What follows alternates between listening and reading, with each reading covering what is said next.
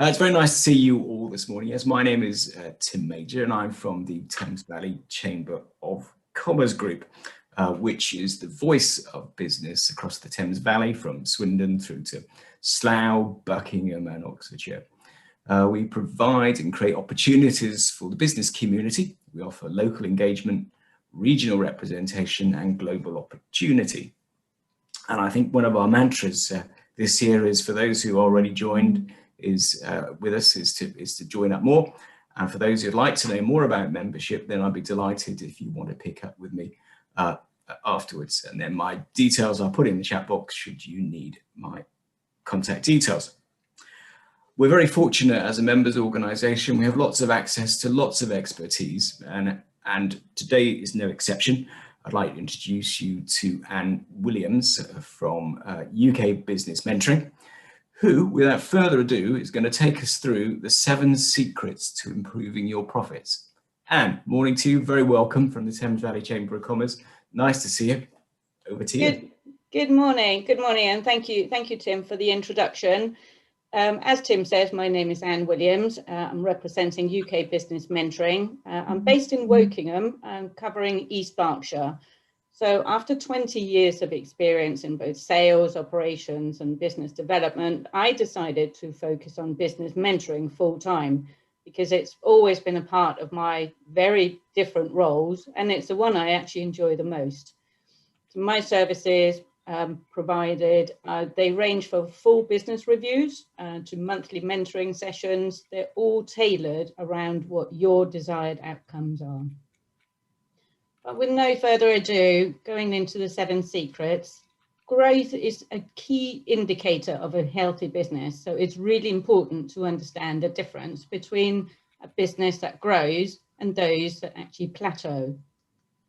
There's so many components and variables, it can actually seem quite overwhelming and challenging to actually know where to focus your attention. But hopefully after today's presentation, you will have some key tools to identify the 7 key focus areas and the link between them, because you will find they are all interconnected. So we'll go through them one by one. So stay with me. And obviously the end goal is to increase your net profit. And I will show you today how a small improvement can go a really long way. We're starting with the number of inquiries, so getting people through the door. And this is where we need to consider a few different aspects of your market.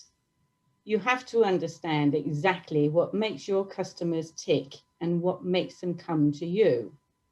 So what is it your product or service actually does for your customers? What need does it actually fulfill for them? What makes them buy? Looking at the demographics of your customers, so who is your customer? Have you ever sat down and described your ideal customer and seen whether your product and service actually fits their needs? Quite often, we as business owners, we start developing a product or service that we want, but is it actually something that suits your customer? You could say that the customer's location is probably less important these days when we do a lot of our shopping online. However, it is important to understand if there's any cultural implications in selling your product or service. All of these factors on this slide would need to be explored and taken into consideration. Purchases that make us feel good and benefit us in an emotional way are remembered much longer than purchases that only fulfill a need. So if you try to think back about a purchase that you've made, where the purchase made you feel really good about yourself or the situation, you'll realize that it's not the product itself, but the underlying emotion attached to the purchase that is actually really in the forefront of your mind. Understanding that emotional side of your customer's choice of product is key, because it's quite often the aspect that any marketing campaign will rely on, and it needs to be tied in with your brand. Our products and services, it would be really nice to actually have one that was so unique that customers could only come to you, but that is a very, very rare situation. So therefore, we need to understand why they come to you and not a competitor. Is there perhaps a service that is linked to your product that is actually just providing a different side to your product, which makes a customer come to you? Again, it will link very closely to the marketing message that you will need to understand in order to get it out there to entice more customers to follow the ones that you already have. And then how to broadcast this message. The best option when considering the marketing channels is to have a mix, because even though your customers might all look the same, they're probably not all using the same media to get to you. The campaign itself and message itself can be replicated, but the channel should differ just so that you can actually reach as many as your prospective clients as possible. And customers evolve just like products and businesses. So just make sure that you actually try some new challenge once in a while, just to follow any trends in the market. You start building a picture after considering all of these items of who the decision maker actually is. And it's important because this is the person you need to get to. But importantly, every decision maker will often have influencers or joint decision makers, and they should also be targeted through the marketing. As an example, if your product is a software package for an SME, your marketing will most often be targeting the head of IT. But don't forget to include the business owner. That is actually the person who will decide if the cost and benefit is worth the purchase, and not just an IT software package to satisfy the IT manager. Research has actually showed that only 10% of businesses have a formal marketing plan. And why is that when it's so important? Many people actually believe that a marketing plan is a vast, complex setup with loads of graphic designs and lots of pages and words, but it doesn't need to be. After today's webinar, you will get my template free. It's very simple to use, but it gives you some measures that actually show you very simply what works and what doesn't.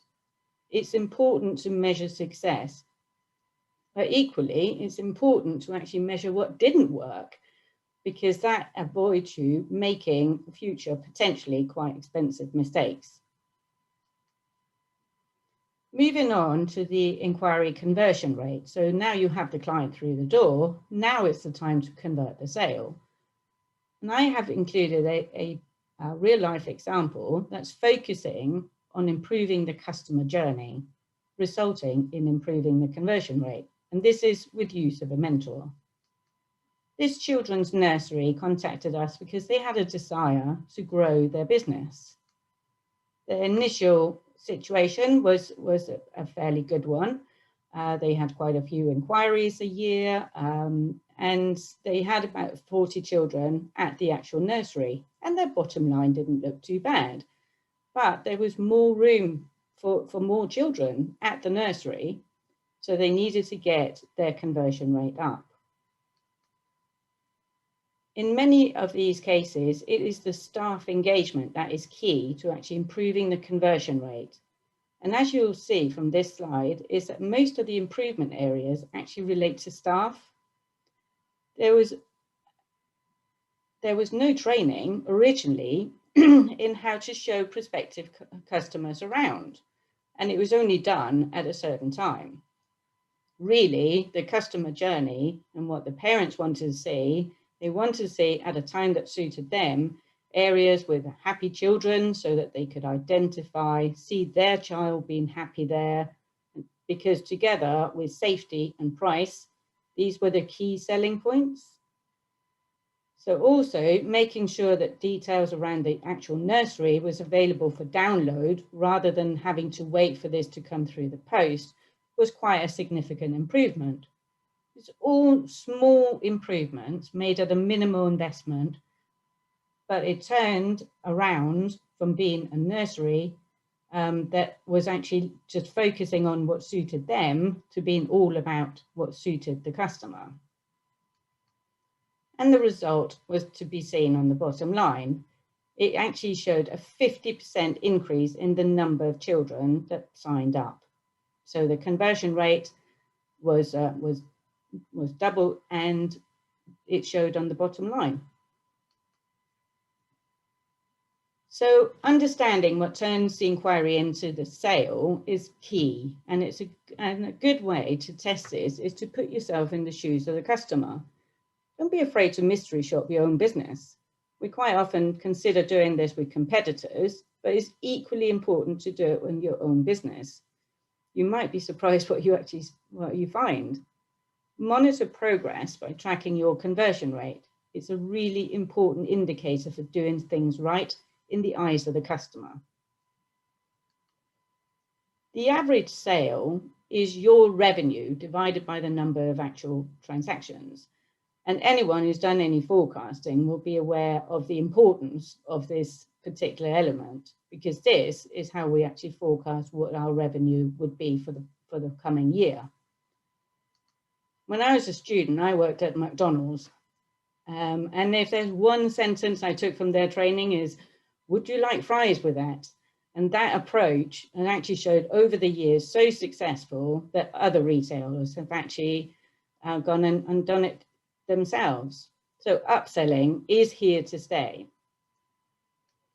And it's not just something that works when you're face to face. We're constantly reminded of additional purchases we can make now that we're there. I, for one, is a big fan of salty licorice. It's my Scandinavian upbringing. I can blame for that. But there you go. When I buy my licorice jungle raw, I can also go for some licorice skulls. Who knew? So it will fit very nicely in my office. So the difference here is what started with a small additional purchase in the traditional upselling. The online setting has actually gone full out and actually asks you to pretty much double your purchase. So the key takeaway here is, don't be afraid to offer a customer an additional product or service before they check out. The worst case is that the customer says no thank you, and you would have lost nothing. But for everyone who says yes, it's your gain and it increases your average sale. We need to look at change and the price changes that we make within a business. We quite often feel uncomfortable to even consider increasing prices because we worry about driving customers away. But it's important to understand what it actually means for your gross profit. So you will see this example that you have a 40% gross margin on a product, and that is obviously, that's what you want to keep and then hopefully increase. So by increasing the prices by 10%, you can actually suffer down to a 20% decrease in volume and still keep the same gross profit. So that means everything between 0 and 20% decrease in volume, it increases your gross profit. That's worthwhile having. Reducing the prices is something that we feel a little bit more comfortable with. We like giving customers a discount. However, using the same example, you would actually need to increase volume by a full 33% to retain the same gross profit. And don't forget, it's never so easy to actually increase the prices after you've reduced them. We as consumers tend to adapt very quickly to lower prices, and it can be quite tricky to raise your prices again.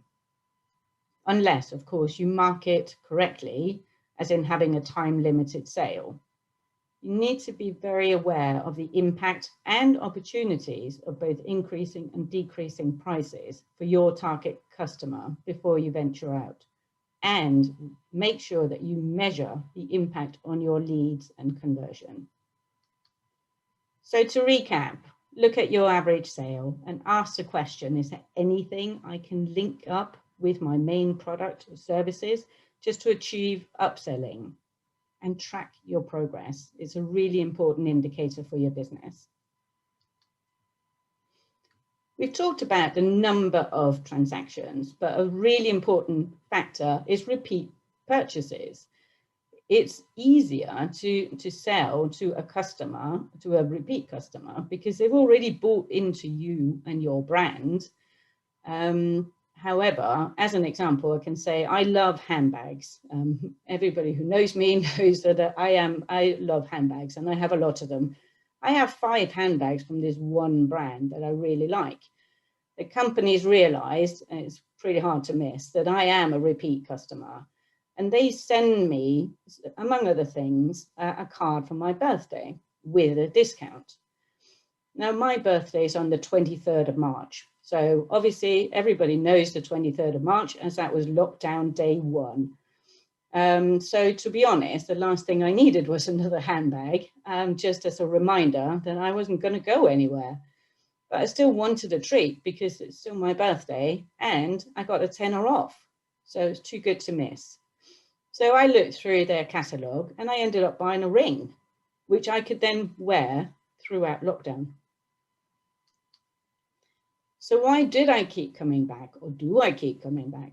I have great experience with this company. I've never returned any products. They don't bombard me with emails or information about new products, but they just give me enough to keep me coming back. And the birthday card, well, we can say that definitely worked.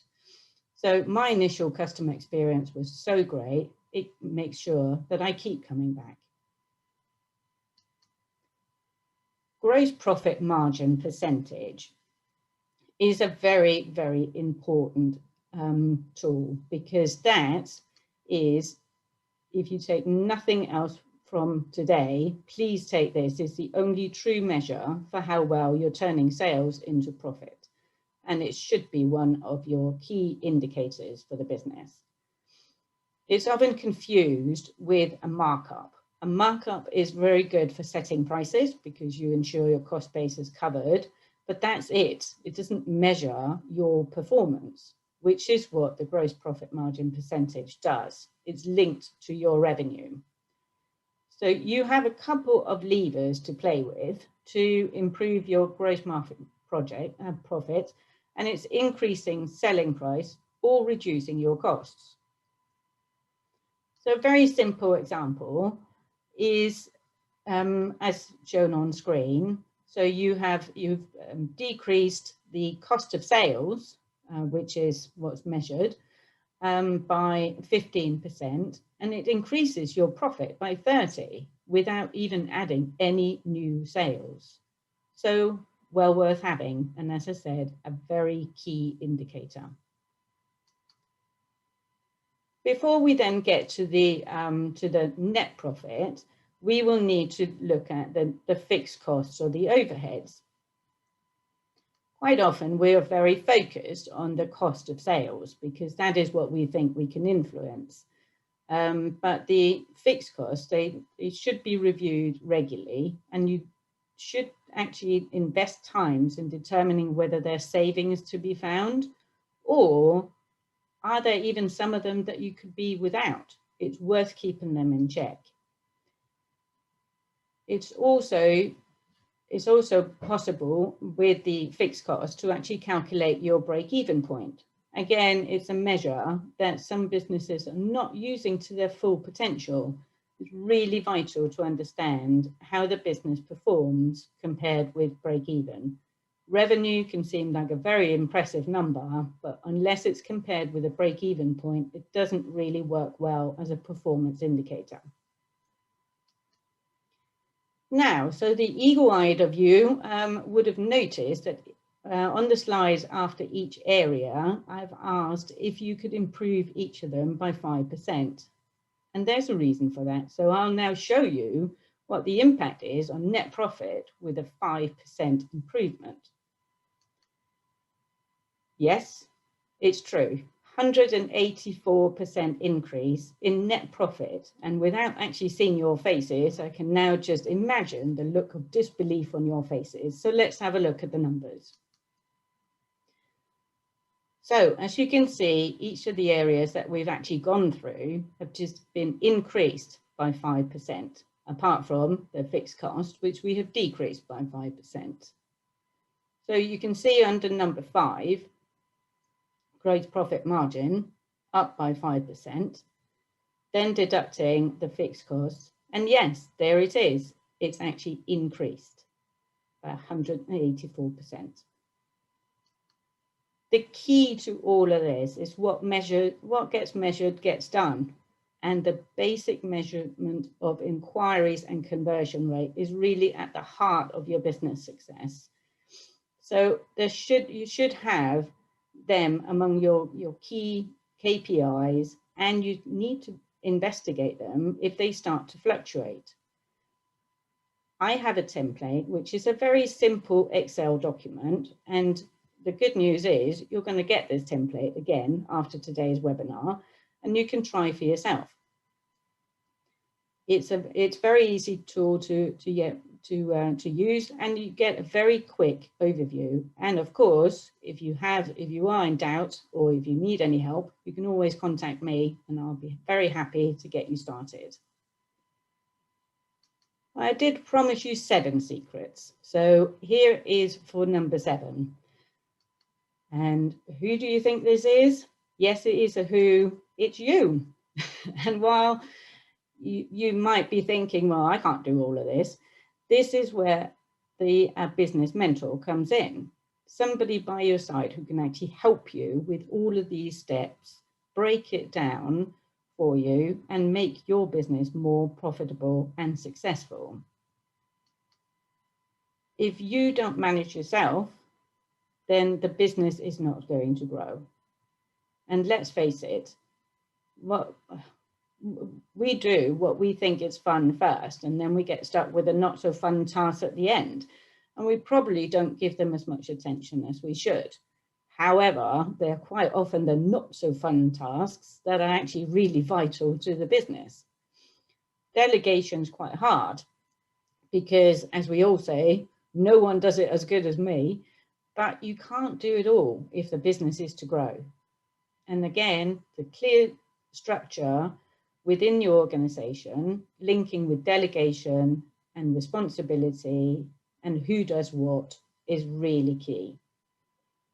Depending on where your business is in its evolution, you will at some point have to go from being a manager to being a leader. And it's a really important change, and most of us will find it really challenging. And this is not just for the SMEs. We also have people within the large corporate organizations being promoted and suddenly finding that their role has changed from being now to being a leader rather than being a manager. Transition's not easy. And again, having a trusted advisor by your side can actually help you. So I'm a big fan of Walt Disney, and I can almost hear him say these words with, the way to get started is to quit talking and begin doing. So, and I find it a really interesting quote. And I mean, it just shows he went from being a creative artist and to establishing one of the most successful companies in the entertainment business. So let's do it. A mentor will help you to manage yourself and also to focus on what's good for you and good for your business. There's lots of research and lots of feedback as well from businesses, and there's some very large percentages of businesses who have actually made a success of working with a mentor, and a mentor has actually turned their business around. So all I can ask for you is, why don't you try it for yourself? I actually offer a complimentary session, so completely free of charge, and it can be set at a time that suits you. And there's no demand to go on or to continue. but it will give you an idea of what can actually be achieved. I am fully covered by professional indemnity cover, and there is also a confidentiality agreement, which I will issue straight away as when we set up the complimentary session. So you've got nothing to be worried about. So all I have left to say is thank you for your attention. I am aware this is a lot of detail for you, but I know Tim will be will be sending out the actual presentation afterwards, so you can have a look through it. There's also the free marketing planner and the dashboard, which includes the fields for the KPIs.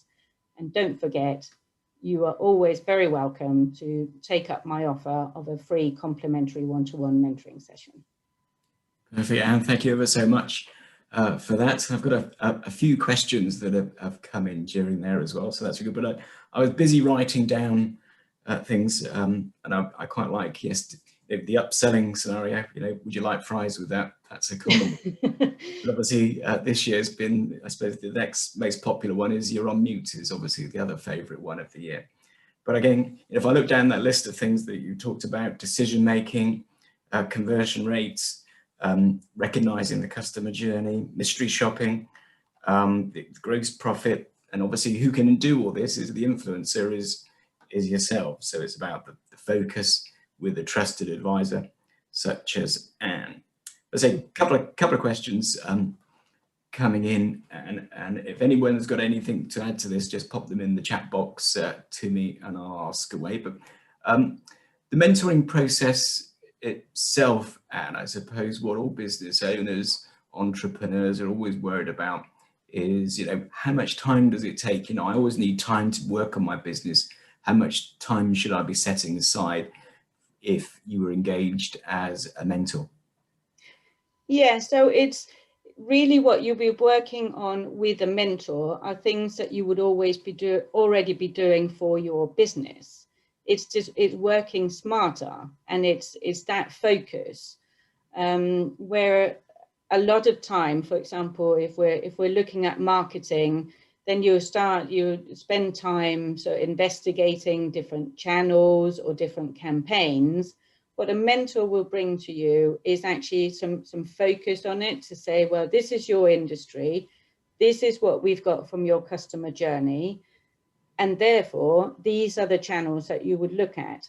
So in effect, yes, there will be time that you would need to meet your mentor because I will need to talk to you, but it would be making sure that there's time. I take time from what you would otherwise be doing, running around and trying to find information. So along the way, I will be saving you time. Absolutely. Okay. In terms of a business's life cycle, I suppose the next question follows on. You know, when is the best time to actually get a mentor, and how do I choose the right one in the first place? Yeah, so the timing really, because the mentor, don't think with a mentor that you have to go into a full business review just to have a mentor. Many people have, it can be quite lonely to even set up a business. And that is where a mentor can come in and actually help in the initial stages. A mentor is also a bit like a friend. We all have friends that at some parts of the year we might spend a lot of time with them, and other parts of the year we don't really see them much. Doesn't mean that they are not there. And you can use the mentor in the same way. So you can sort of start up and say, right, well, I need you to help me establish my business. Once you then get going, you can take the mentor out of the picture, and then, but the crucial part of running a business is when you move from working in the business to working on the business, and that is the time for real growth.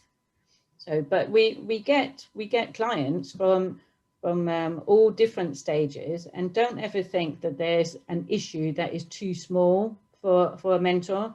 because the program will be tailored around you. You're not locked in to, we have to sit down for 2 hours every month.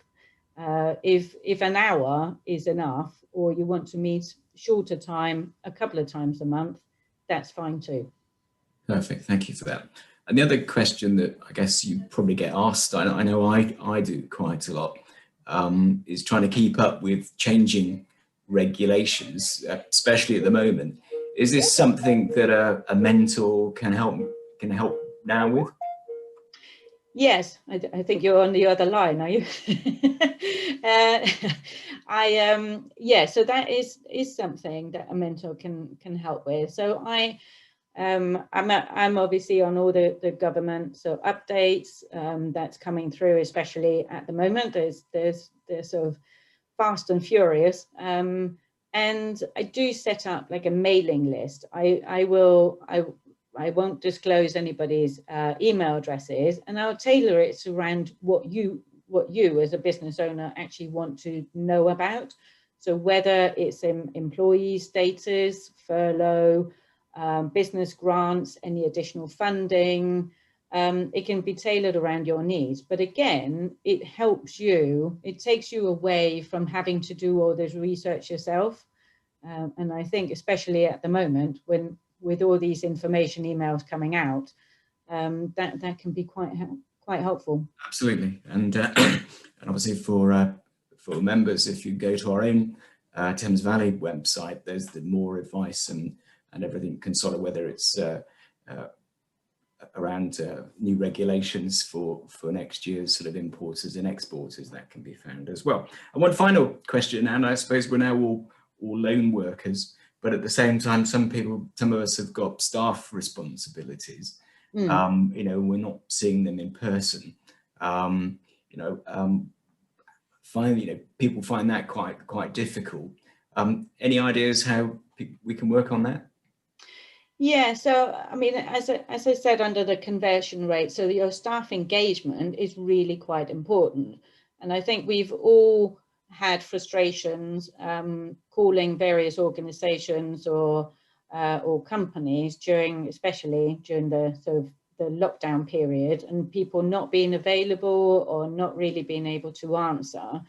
It's very important to have defined responsibilities, and also show so you as the business owner, what your expectations are with the staff, because staff or people they work better if they actually know what is expected of them. And it's one thing I see from quite a lot of businesses, they find it difficult to be setting objectives. And this is something that a mentor can help with as well, because a lot of us think it was like, well, setting up objectives takes a long time, and then I have to sit down and do appraisals. But when it's done properly, the return to the business is really valuable, is really high. So you get happy staff, and happy staff tends to mean happy customers. Yeah, I think with staff objectives particularly, it's about having them crystal clear, rather than wrap them in woolly words and you think, well, I still don't know what my objective is. Yes, and setting them on time. I mean, I know from the past that I've worked for managers, and where, I mean, we was at halfway through the year and suddenly I got my objectives, and they're going, well, I've got no way of actually achieving this. And you're then completely disillusioned. So because they need to be stretchy but achievable, don't they? Exactly. Perfect. Well, that is the last of our questions. And so thank you, Anne. That's very, very good, very enlightening. All those of you who've been scribbling down notes, I will send to you out the slide pack that Anne has presented with Anne's details on there. She also alluded to the dashboard and her marketing plan, and I'll similarly attach that for your use as well. This event that you're all watching today is part of a huge series of events that we keep running every day, all year. So for those who already are members of the Thames Valley Chamber of Commerce, do look at our events schedule each week, if that's your diary note, see what's around, because there will always be something there to help you, whether it's a learning event such as this, or opportunities to meet with other business to discuss cooperation. But from me and Anne, that's all we've got today. It's very kind of you to all join us, and I look forward to seeing you all again soon. Thank you so much, everybody. Goodbye now. Brilliant.